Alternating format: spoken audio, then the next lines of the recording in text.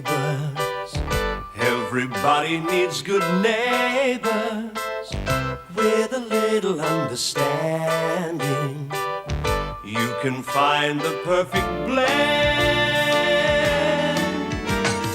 Neighbours should be there for one another. That's when good neighbours become good friends. I hate to eat and run, Mum, but duty calls. Oh, Henry, it's not healthy bulging your food like that. No, I can use the overtime at the waterhole. Besides, I'd hate to crowd your intimate little dinner party. Henry. Gee, I wish I could attract money the way you attract blokes. Harold out, Rob Lewis in. Henry, it's a good thing you've eaten your dinner, otherwise you'd be wearing it. I've already had to put up with Mrs. Mangle tonight, so don't you start, understand? Yeah, she's really got you stirred up, hasn't she? I can cope with the fact that she's not well. That just means I've got to bite my tongue for a while. But it is not going to be easy. She's the only woman I know who can turn the milk of human kindness into sour cream. Wow. What's Harold going to say when he finds out you've invited Rob Lewis to tea? Charlene, once and for all, it is simply a friendly gesture towards a neighbour. Anyway, I'm sure Harold's quite busy running around after his landlady. Then there's no problem if Charlene and Scott come with me? You're not going out? Oh, Henry, I can't. Well, look, you and Scott have had a rough time with Lucy, and... Well, we all have, but it's worse for Scott. Now, a couple of hours at the waterhole will do him a lot of good, I reckon. Maybe he's got a point, love. Has there been any change? Huh? No. Lucy still can't move her right arm or leg. Dad and Gran are going back to the hospital after dinner. Hey, why don't you go with Henry down to the waterhole for a while? No. Thanks anyway. Well, listen, I can't because of Mr. Lewis. Hey, if he decides to go into that workshop deal, I might get my apprenticeship back. You need to get out and relax for a bit. No, I don't know. I just feel a bit depressed, that's all. All the more reason why you should go. Just a couple of hours, mate. Yeah, I guess I'd just be sitting around here, I suppose. All right, why not? Done. I'll see you later. I won't be long, all right? Oh, Mr. Lewis, come on in. I hope I'm not too early. Thanks for the invite, Madge. Oh, Robbie, you shouldn't have. We better split, mate. Oh, I thought this was a family dinner. Oh, Charlene's staying. Wants to know, Madge, that tonight means a lot to me. A hell of a lot. Oh, it's just a casserole. Charlene, see if you can find a bone. Huh. Thank you, Jane. I'm sure it will cheer Lucy up. It's very thoughtful of you.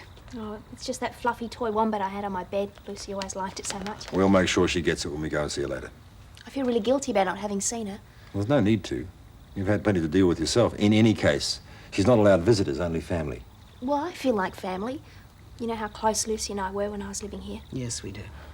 She will be all right, won't she? Well, we won't know for sure until the tests show us whether or not the tumour was malignant. In any case, we have to face the possibility that she could be paralysed permanently. Will you let me know as soon as I can see her? Yes, I promise. It's better to face bad times together. We all have our share of bad times at the moment, haven't we? I think it's just as well Mum went back to Hong Kong. But anyway, the people I care about most are right here in Ramsay Street. Oh, thank you.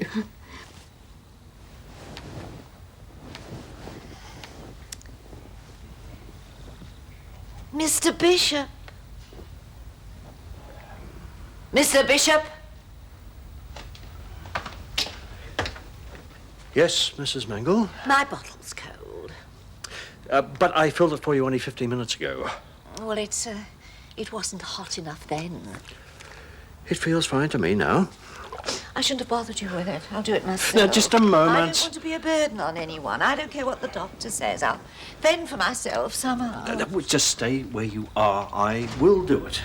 Please. Hi, how's it going? Oh, fine. Just fine. Jane, dear, you were gone so long. I was lonely. Nan, I've only been gone 5 minutes. Mr. Bishop's here. He resents the fact that I'm ill. It's not fair. He does. I depend on you. Your home is back here now, not with the Robinsons or anyone else. And certainly not now your mother's gone. Oh, Jane, are you home for the evening? If so, I'll take my usual constitutional. Oh, look at it. What's wrong with it now? There's too much air in it. Oh, Mr. Bishop, now be careful with that. Oh, you filled it from the hot water tap, didn't you? It's no good if it isn't filled from the kettle.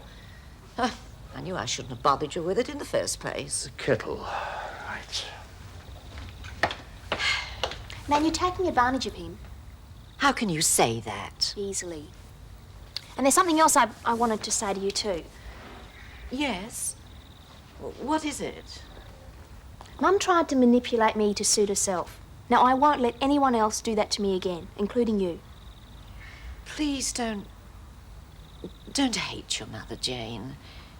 Oh, I blame myself, partly anyway. But I don't want to lose you like that as well. Oh, Nan, you're not going to lose me. I just want you to get better. Let's face it, Madge, you're a genius. Oh, come on, Rob. It was just something I threw together, but thank you very much for saying so. Don't be so modest, Mum. You're a brilliant cook. Same as Mr. Lewis is a brilliant mechanic. Same as I could be a brilliant mechanic if I had an apprenticeship. Charlene, I invited Rob over here for a quiet family dinner, not so you could badger him about your future. But he's interested, aren't you, Mr. Lewis? I can see your problem, Charlene. It's just I don't know if I can do anything about it. You know Scott's dad wants you in the new workshop, right? Charlene, stop it. It's the perfect solution. Well, sounds like the perfect solution. And I haven't forgotten that your apprenticeship was my wedding present. It's just that, well, the way things are, I don't know if anyone can count on me right now. I don't know if I can handle that kind of responsibility. Mr. Robinson needs you. You're the Bruce Springsteen of the combustion engine. Springsteen? What garage does he run? You know what I mean. Oh, I'll think about it, okay? Satisfied? Yeah. Oh, Rob, I'm sorry about that. It's all right, Madge. Good to see that kind of get up and go in a kid. I was like it myself once. I made a mess of things. Oh, Rob, everyone makes mistakes. Heaven knows I've made more than my fair share, but, I mean, it's never too late to start again, especially when you've got friends. Excuse me.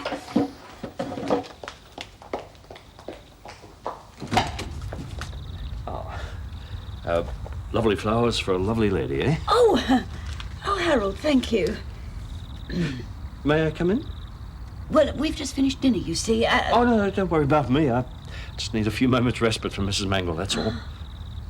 And we do need to talk, Madge. We really do. Can't it wait? If I'm not welcome here, just say so. Harold, don't be silly. Of course you're welcome. It's just that I'm not alone. Charlene's here, and... I see. Look what the cat dragged in. What's he doing here? Enjoying Madge's cooking? Enjoying her company since you left her in the lurch? Oh, come on, Robert. My that's relationship not... with Madge has got nothing to do with you. What relationship? Excuse me. You will sit down and behave yourselves, otherwise you'll leave. Both of you.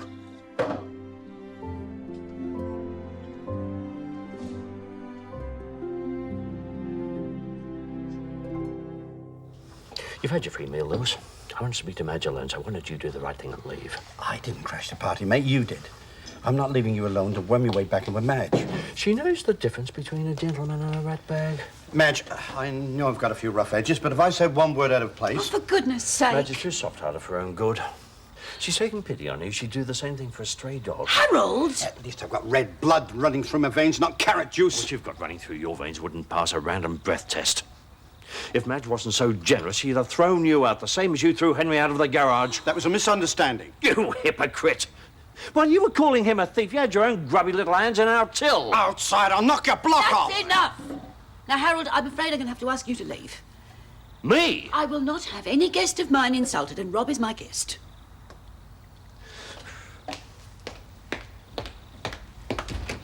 Sorry about that, Madge. All for the best, I reckon. If I hadn't been here... What do you mean? I certainly was going to propose to you again. Can you believe it? He was? Madge Ramsay, I don't know what he sees in that woman. It's pathetic to see him go running back there. What are you doing? Putting a movie on. Not on Mr. Bishop's machine. You might break it. Nan, I work with computers. I know what I'm doing. No, I don't want you to take the risk. Mr. Bishop, is it all right with you if I play a movie on your video? Whatever you like, Jane. I'm retiring to my room with a good book. Mrs. Ramsay is out, is she? No. No, she's entertaining. And she didn't have the decency to invite you in? She's entertaining Rob Lewis. Alone. No. Oh, I'm sorry, Mr. Bishop, but that woman has no shame. She has no sense of loyalty. That man should be put in jail for what he did to me, and she goes and cooks him a meal behind my back. People find their own level, I'm afraid.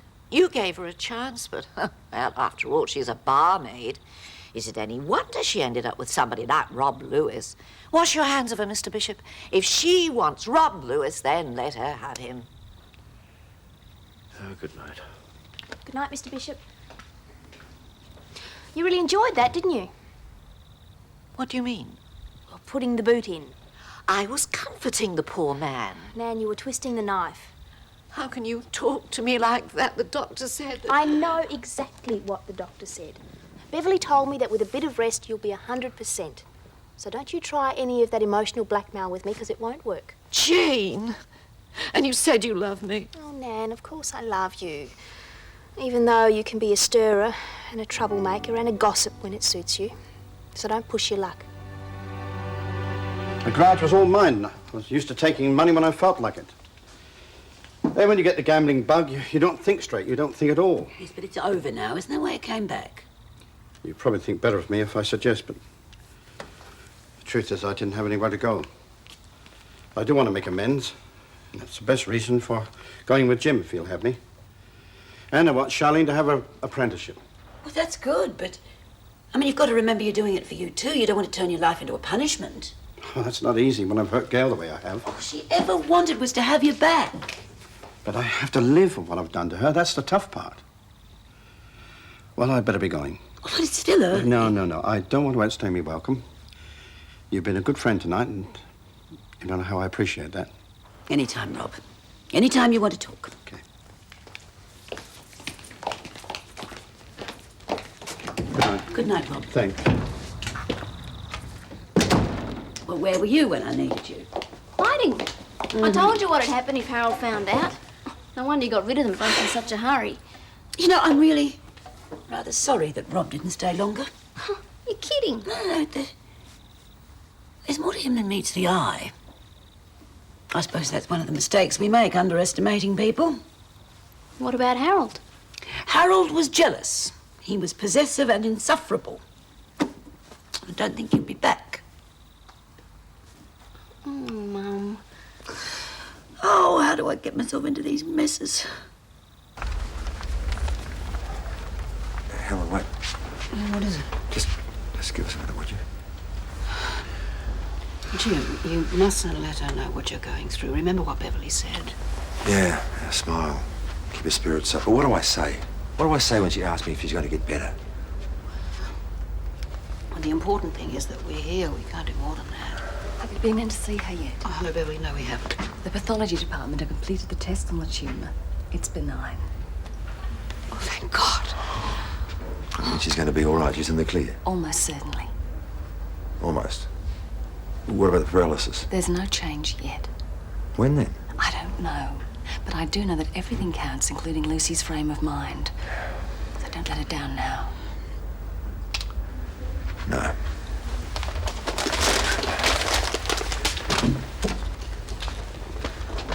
Come on, little girl. Okay, it's pretty boring when you can't move. Yeah, I suppose it is.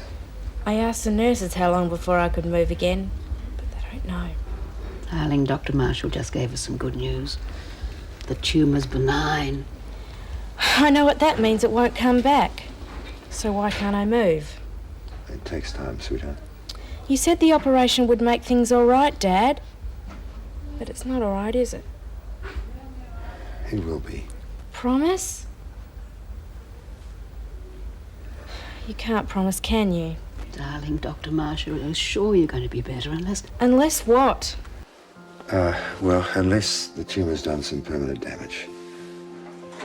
And the only way we'll know that for sure is to wait and see. I'm pretty good at waiting. It's a nice hospital. And no homework. Look, Jane sent you this to keep you company.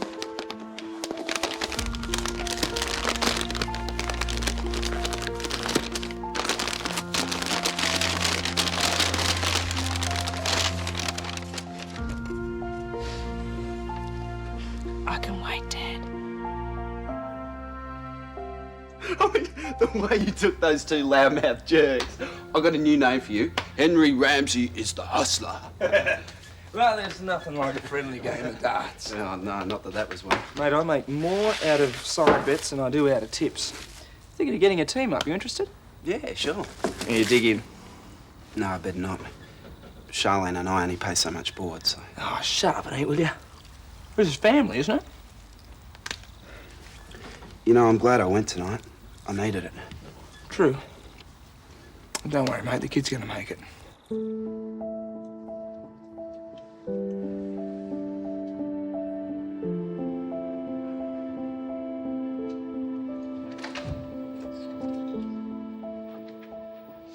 Lucy,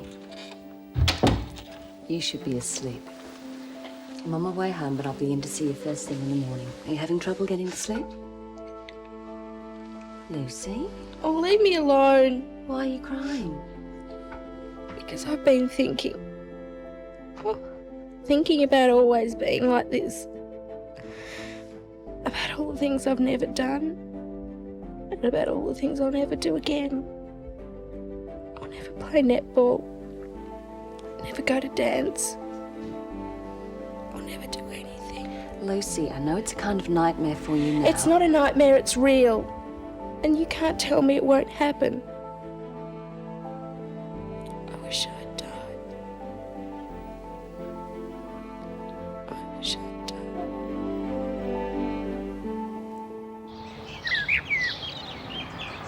Well, why didn't you tell us when you found her like this? She didn't want comfort, she wanted answers. I stayed with her until she cried herself to sleep. But she seemed to be handling it so well. She was alone. She had a chance to think about it. All right, that's it. We've got to work shifts. Someone's got to be with Lucy at all times. Jim, I don't think that's the answer. Look, she's improved enough to be taken off the monitoring equipment. I'm sorry, the basic problem hasn't changed. But she'll be a bit more comfortable and up to some company. Company her own age. Beverly, if anyone's going to be with Lucy, it should be family. Trust me, I've got someone pretty special in mind. You practically cleaned out the fridge. A few munchies, that's all. Munchies? That was supposed to be tonight's tea. Now I'm going to have to go and buy extra. It was my fault as much as Henry's, okay? We'll chip in for some more food. That's not the point, Scott. Oh, I just wish you'd all grow up for a change. Be fair, Mum. Look, we all pay board. Henry, read the facts of life. I am the one who's got to cover the mortgage, the rates, the electricity, Now, the hang gas, on. Look, I pay as much rent as these two put together. Well, what are we supposed to do when Scott's still at Well, school? we can pay our own way, that's what. Right, our board stays the same, but that's just for the room. We'll buy our own food and pay for our share of Oh, bills. Scott, that's ridiculous. Maybe, but I don't bludge, and neither does my wife. I think the pool needs vacuuming. Me and my big mouth. All I wanted was for us all to economise a bit. Could you please tell Scott that we don't want your money? I think it's a bit late for that.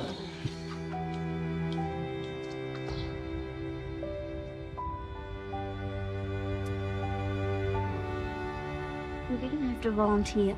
I can't live like that. Well, you certainly didn't ask my opinion. I thought you'd feel the same way. It's okay to have pride if you can afford it. Don't look at me like that. You know, if we give Mum extra, we'll have nothing left. No nights out, no savings, no chance of getting a place on our own. Thought about that. I'll have to get a part-time job. No way, Scott. No, you're finishing school and no arguments. I can do without. As long as I don't have to do without you.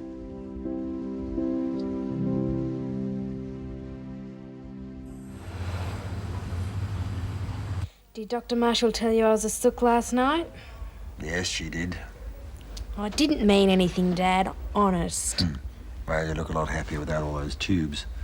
And Beverly says you're up to having a visitor. Who? A real spunk. He's 14. You'll like him. I don't want people I don't know. You might be in hospital for a while, Lucy. It helps if you know everyone, believe me. I don't want strange people. I feel horrible. I look horrible. I don't want some boy in here. She can't make me, can she, Dad? Beverly's your doctor, darling. She knows what's best. I'm the one who's sick, aren't I? I don't have to meet anyone. I don't have to. I moved, didn't I? Yes, darling, you moved.